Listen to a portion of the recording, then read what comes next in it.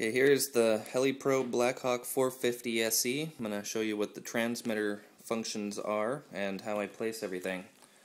The stock battery that came with it, I usually put it in here sideways on top of the weights because it's lighter than the other battery, and so it needs to be held a little forward, and it does so like that. Pull that out. If you look at the top of the battery here, I've had to take the casing off because the balance plug leads became unsoldered from the top of the joint, so I had to take it apart to resolder those on there. It still functions perfectly fine. I didn't mess with any of the main leads. It's just the leads for the balance plug.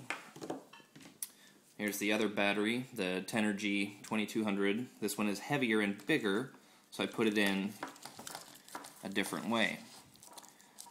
It scoots in a little bit farther back this direction, and it sits in there nice right between the weight. The helipro is tail heavy, so I had to add some weight to the front of the helicopter. Let's just leave that one in. So for the moment, I unplugged two of the motor wires for safety just to show you how everything maneuvers and works without having to worry about any spool up. So here's the transmitter. This is your cyclic stick and your trim. So if you're always having to give it a little bit of right trim, you can push this little thing to the right. Same with everything else. Keep the throttle trimmed down just a little bit at all times.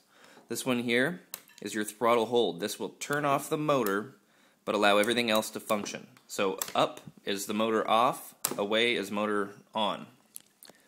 This dial right here is what they have set up as the hover pitch. This will adjust all three cyclic servos at the same time to go up or down, to add or remove a little bit of collective. So it's up to you where you want this, and it'll all make a difference where it hovers at. Whether it's if it's at mid-stick, you can raise and lower this to where you get absolute 0 degrees pitch, and that's basically where I have it set. This one right here is your gyro gain. To the left side is rate mode, straight up and down is 0, and to the right is heading hold mode. So your amount of gain, what you're going to want to do is start it in rate mode, make sure that you're hovering and everything is working well without rudder correction, and I've done that for you. And then you can turn it over here to heading hold, and you can turn it up a little bit, and if it starts to wag back and forth, turn it down a little bit. Real simple. This one here, when it's away from you, this will be your normal flight mode. In normal mode, I've got about -1 or 2 degrees pitch.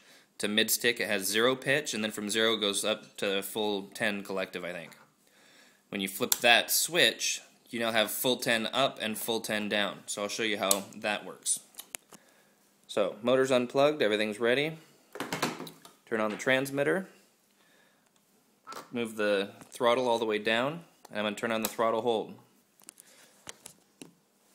Then we'll plug in the battery.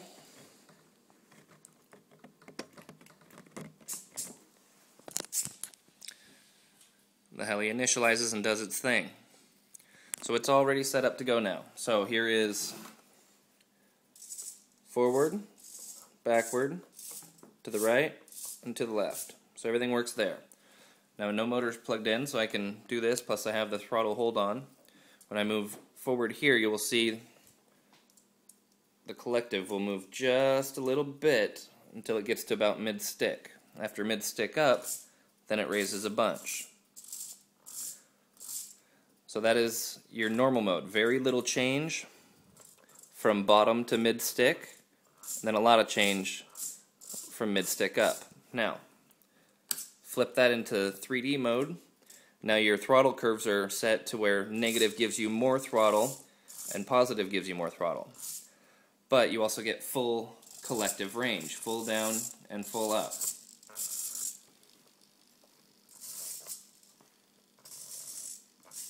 So full down, still full movement, full up, still full movement. So there's mid-stick, should be pretty close to 0 degrees pitch. We can adjust the hover pitch, and you see how that raises and lowers a little bit. So everything's good to go. Going to drop this, go into normal mode. Oh, sorry. I dropped the throttle, pushed that away into normal mode, kept this one up towards me. I'm going to unplug the helicopter, then I'm going to turn off the transmitter. I'm going to plug the motor back together.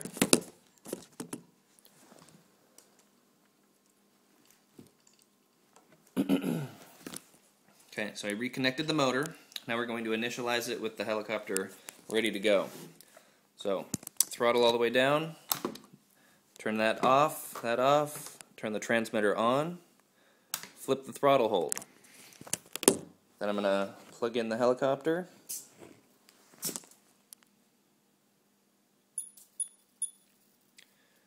So the servos center themselves, the light on the gyro lights up, the motor makes 3 beeps, and the tail clicks into heading hold mode, and the light turns on. So when I adjust this dial, go to 0 or rate mode, the light goes off. When I go back to 0, which is 12 o'clock on the dial, and above, the light comes back on. That's heading hold mode. So heading hold off, heading hold on. When you're flying, turn this a little bit to the right until the tail starts to wag back and forth, and after it wags, turn that down a little bit and basically forget it. Every flight's going to be about the same. So the rudder, let's see, that functions. From the back, when I do right stick, goes to the right, left stick goes to the left. Now with the throttle hold on towards you, moving this won't do anything. So, that's going to allow you your full range check again. Wouldn't recommend doing that, but there's your full up, your full down, and there's your very little minimal change from low to mid stick, very little negative pitch. But then there's your full positive from mid stick up. With the throttle hold still on, I can safely flip this into idle up, and nothing happens. The motor does not spool up, and the swash plate moves up and down. Now if I turn this off into normal mode, throttle all the way down, turn this away from me, that's the motor armed, I can give it a little bit of throttle, and it starts to spool up. I'm not going to spool it up in the house because I'm filming one-handed. So, there she is. I'm going to box her up and get her ready to ship.